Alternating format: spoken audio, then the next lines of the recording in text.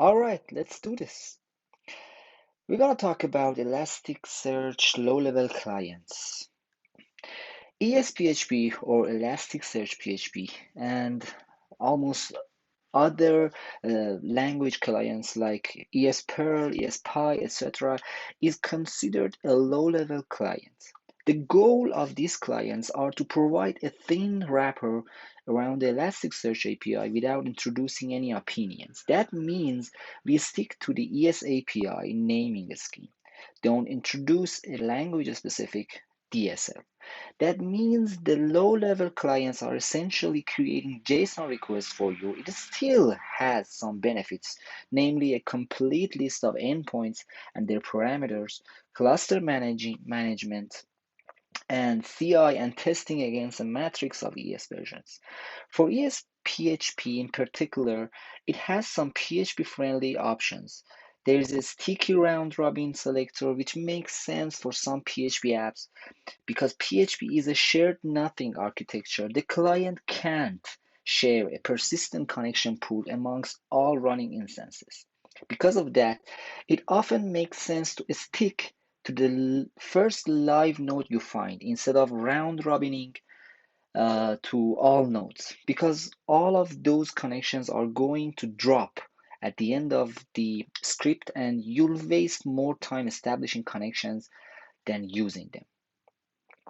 There's also an async mode that uses curl multi, allowing you to batch a bunch of requests and execute them in parallel. It's not real multi-threading by any means, but can help performance in certain situations.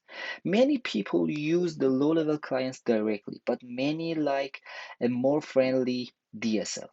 The goal of low-level clients was to eliminate all the plumbing required to talk to ES or Elasticsearch so that higher level DSLs could be built on top.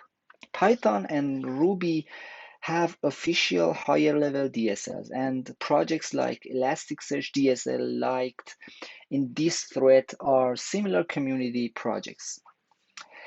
Um, we have actually so far. I think there are more, but the two most popular low-level clients are ESPHP and Elastica. Actually, Nicholas Rufflin, the maintainer of Elastica, joined Elastica a while ago.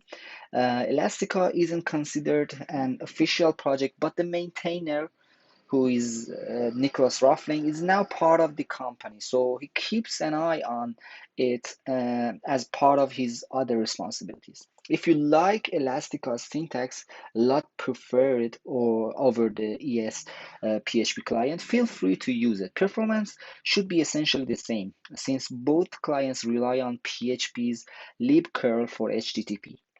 There are potential plans in the future to retool Elastica to use ESPHP as the low-level driver, allowing it to focus on DSL components.